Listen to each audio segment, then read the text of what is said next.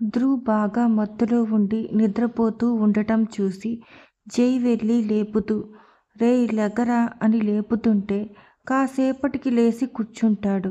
ఇదిగో తాగు అని కాఫీ ఇస్తే అది పట్టుకుని తాగుతూ, రేయ్ అన్షు ఎంత లక్కీరా, ఇంత బాగా చేశావ్. ఏంట్రా కాఫీ నిజంగా? నిన్ను అక్కడ మాన్పించేసి ఒక కాఫీ షాప్ పెట్టిస్తా, ఒక బరిస్తాలా, ఇంకో చరిత్ర అయిపోద్ది అని అంటాడు నవ్వుతూ. అవునా? ఏది నేను ఫస్ట్ టైం చేశారా కాఫీ నా బతుకులో, అంత బాగుందా అని ఆరాటపడుతూ ధ్రువ్ చేతిలోది తీసుకుని తాగగానే ఆ చేదుకి తట్టుకోలేక ధ్రువ్ డ్రెస్ మీద ఊసేస్తాడు. యాక్, ఏంటి బా ఇది, చూసుకో అని అంటాడు లెగుస్తూ. రేయ్ పిచ్చా, అంటే ఇప్పటిదాకా ఇండైరెక్ట్గా తిడుతున్నావా నన్ను? నిజంగా నా కాఫీ అంత బాగుంది అని ఒక్క నిమిషం నేనే ఫీల్ అయిపోయా అని అంటాడు బుర్ర గోక్కుంటూ. ధ్రువ్ నవ్వుకుంటూ వెళ్ళి ఫ్రెష్ అయి వచ్చి హాల్లో కూర్చుంటే జై వచ్చి టిఫిన్ ప్యాక్ ఇస్తూ, ఇదిగోరా టిఫిన్ చెయ్, దోశ తెచ్చా అని ఇస్తే అలా ఇద్దరూ కలిసి కాసేపు తింటూ టీవీ చూస్తూ ఉండగా ఆఫీస్ టైం అవుతుంటే అది చూసి, రే ఆఫీస్ టైం అవుతుంది పద పోదాం అని కంగారుగా ధ్రువ్ లేస్తుంటే అది చూసి ఆపుతూ, ఆగరా రే, నీకు ఈరోజు హాలిడే, మన శ్రీ చందులు చూసుకుంటారంతా అని అంటుంటే, మరి ఏం చేద్దాం ఈరోజు అని అడుగుతుంటే, ఇంకేం, ఇంకా ఎక్కడికి, మన ఇంటికి పోదాం అని అంటుంటే, రే నేను రాను అని ధ్రువ్ మారం చేస్తుంటే అది చూసి, ఓవర్ చేయకు, మూసుకొని రెడీ అవు, పోదాం అని జై రూంలోకి తోసేస్తాడు. ధ్రువ్ ఇక ఏం చేయలేక రెడీ అయ్యి బయటికి వస్తే అది చూసి జై లాక్కెళ్ళి బైక్ మీద తీసుకుని వెళ్ళిపోతాడు. జై డ్రైవ్ చేస్తూ ఉంటే ధ్రువ్ వెనకాల కూర్చుని ఉంటాడు. ఒక చోట సిగ్నల్ పడటంతో బండిని ఆపి చూస్తూ పక్కకి తిరిగి ధ్రువ్తో, రేయ్ ధన్య విషయంలో ఎక్కడి నుండి పట్టుకుందాం, ఎందుకు అలా చేసిందో అని అడుగుతాడు.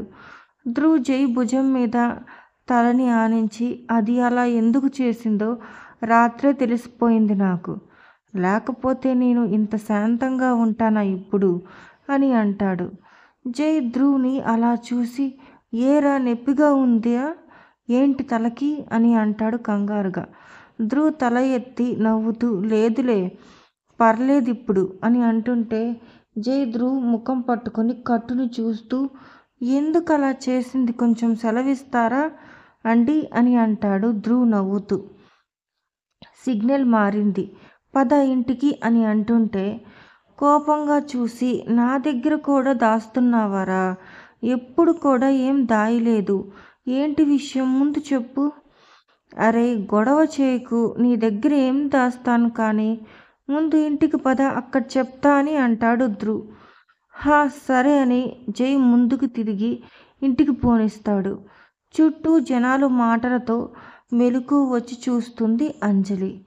కారులో ఉండి కళ్ళు మసకగా ఉండి జనాలు సరిగ్గా కనపడపోవడంతో పక్కనే ఉన్న షాప్కి వెళ్ళి వాటర్ కొని ముఖం కడుక్కుంటే ఒకడు వచ్చి భుజం మీద చేయి వేస్తూ, ఏంటి బేబీ బాగా తాగేశావా, నేను దింపనా నిన్ను అని మితిమీరుతూ ఉంటుంటే అంజలి అది చూసి వాడి చెంప పగిలేలా గట్టిగా కొడుతుంది. దాంతో చుట్టూ ఉన్న జనాలు కూడా గుసగుసలు ఆపి ఎవరి దారిన వాళ్ళు వెళ్ళిపోతారు. వాడు కోపంగా చూసి, నన్నే కొడతావా అని అంటుంటే ఇంకో 3 పీకి, నువ్వు వెళ్తావా లేక నన్నే పోలీస్ స్టేషన్లో దింపమంటావా అని అంటుంది అంజలి కోపంగా. దాంతో భయపడి వాడు పారిపోతుంటే అంజలి అది చూసి అంజలి పిచ్చికుక్క అని తిట్టేసి కారులో కూర్చొని బుర్ర పట్టుకొని అలానే కష్టపడుతూ ఇంటికి ఏదో రకంగా వెళ్ళిపోయి సోఫాలో పడిపోతుంది. అక్కడ మోహన్ గారు వచ్చి తలని మసాజ్ చేస్తూ, ఏరా చిట్టి తల్లి తల నొప్పిగా ఉందా, మజ్జిగ తెప్పించినా అని అంటుంటే, త్వరగా డాడీ తల పగిలిపోతుంది అని మిక్స్ చేసిన అన్నీ తాగేశా ఆనందంలో అని అంటుంటే తల పట్టుకొని మోహన్ గారు చెప్పటంతో మజ్జిగ ఇస్తుంటే అది తాగేసి అలా కళ్ళు మూసుకుంటే, ఎందుకురా అంత ఆనందం? మరి కాదా డాడీ, ఆ రాక్షసి ధ్రువ్ సార్ని వదిలేసింది. కాదు కాదు, వదిలేసేలా చేశాము. మరి అంతకన్నా హ్యాపీనెస్ ఏముంటుంది డాడీ నాకు అని అంటుంది. అది విని నవ్వుతూ పదరా, నీ రూమ్లో కాసేపు పడుకుందువు గాని అని అంజలిని లేపి తన రూమ్లో పడుకోపెట్టేసి బయటికి వచ్చేస్తారు. అంజలి పడుకుంటూ తన ఫోన్ తీసి కాల్ లిస్ట్ని చూస్తే అందులో ధ్రువ్ సార్ అని ఉంటుంది. అది చూసి షాక్గా, నేను ధ్రువ్ సార్తో మాట్లాడానా? అది కూడా అరగంట సేపు. వావ్, ఏం మాట్లాడానుకో, నాకు ఏం గుర్తు రావట్లేదు. అయినా ఏముంటుందిలే, నా లవ్ గురించి చెప్పడం తప్ప. ఈ పాటికి నా లవ్ని ఫీల్ అయి ఉంటాడు గురుడు అని అనుకుంటూ నవ్వుతూ పడుకుంటుంది. జై ఇంటికి వెళ్ళాక తినేసి కొంచెం సేపు మాట్లాడుకుంటూ ఉండగా జైకి మాత్రం ఆత్రం ఆగలేక ధ్రువ్ని షర్ట్ కాలర్ పట్టుకొని, నువ్వు పదరా నాతో, అంశుతో మళ్ళీ మాట్లాడుకోవచ్చు, ఇక్కడే కదా ఉండేది అని లాక్కెళ్తుంటే అది చూసి శాంతి గారు, రేయ్ జై ఏంట్రా అది, ఈ జ్యూస్ తాగని వాడిని అని అంటుంటే జై వెనక్కి వచ్చి అది తాగేసి చాలా అని ధ్రువ్ని తన రూమ్కి లాక్కెళ్ళి లాక్ వేసి, ఇప్పుడు చెప్పు, రాత్రి నేను కూడా నీతో పాటే ఉన్నా కదరా, మరి ఎక్కడ ఎప్పుడు కనుక్కున్నావు, ధన్య ఎందుకు అలా చేసింది అని అని అంటూ అటు ఇటు తిరుగుతుంటే అది చూసి, రేయ్ కళ్ళు తిరుగుతాయి, ఇలా కూర్చో, చెప్తా దా అని జైని పక్కనే కూర్చోపెట్టి, రాత్రి నువ్వు నన్ను రూమ్లో వదిలేసి వెళ్ళి పడుకున్నావు. అప్పుడే నాకు అంజలి కాల్ చేసింది. అవునా, ఏమంది అది? అరే నువ్వు కోపంలో కూడా ఇంత బాగున్నావు ఏంట్రా అని ధ్రువ్ జై బొగ్గలు పట్టుకుని లాగుతుంటే అది చూసి, రే ఇక్కడ జరుగుతున్న మ్యాటర్ ఏంటి, నువ్వు చేస్తున్న పనేంటి, తిన్నగా చెప్పు, ఆ దెయ్యం ఏమంది అని అంటుంటే, సరే సరే, అది నాకు ఫోన్ చేసి అప్పుడు బాగా తాగేసినట్టుంది, మాట తేడాగా ఉంది, ఆ మత్తులోనే అది ధన్యని ఎలా హ్యాండిల్ చేసిందో కాలేజీలో అంతా చెప్పేసి, నేను దక్కకపోతే ధన్యని నాకు దక్కనివ్వను అని అరుస్తూ పడిపోయింది. ఇక చాలాసేపటికి నేను ఎంత పిలిచినా పలకట్లేదు అని కాల్ కట్ చేసేసా.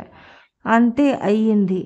అప్పుడు తెలిసింది ఎంత సిల్లీ రీజన్కి నా తింగరబుచ్చి నన్ను వదిలేసిందో అని అనుకుంటూ ఫీల్ అవుతుంటే అది చూసి జై హక్ చేసుకుంటూ, ఏడవకురా, ఏం కాదు, జైని తోసి, పోరా నేనెందుకు ఏడుస్తా, దానికి నా మీద ఆ మాత్రం నమ్మకం కూడా లేదు, అంత సిల్లీ దానికి నన్ను ఎలా వదిలేయాలి అని అనిపించిందిరా దానికి. ఆ విషయంలోనే బాధగా ఉంది నాకు. మరి ఇప్పుడు ఏం చేయాలి అని అనుకుంటున్నావు? వెళ్ళి కన్విన్స్ చేస్తావా దానిని? ఏంటి నేనా? నోవే, దానికి నిజం తెలిసిన రోజే అదే వస్తుంది నా దగ్గరికి. నేను ఏం వెళ్ళి బ్రతిమాలను దానిని. రే ఒక్కసారి ఆలోచించు, ఇంతలా అర్థం చేసుకున్నావు కదా దానిని, మరి ఏం ఆలోచించేది?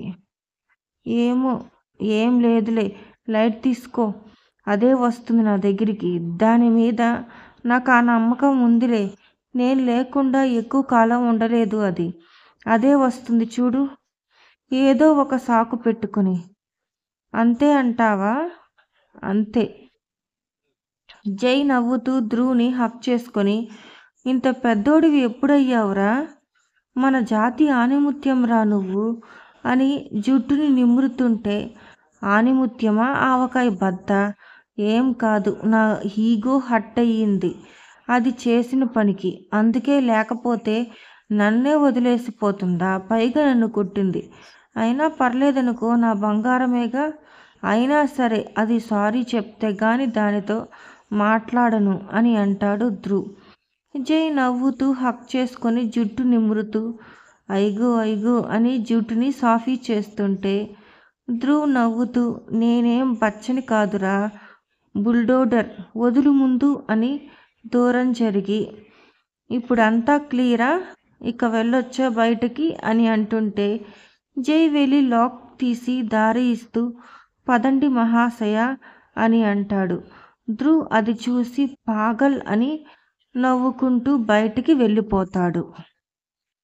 వీడియోను ఆస్వాదించినందుకు ధన్యవాదాలు. ఇంకా ఎక్కువ భాగాలు చూడాలంటే సబ్స్క్రైబ్ చేయండి. మీ అభిప్రాయాలను కమెంట్లో పంచుకోండి. తరువాతి భాగంలో కలుద్దాం.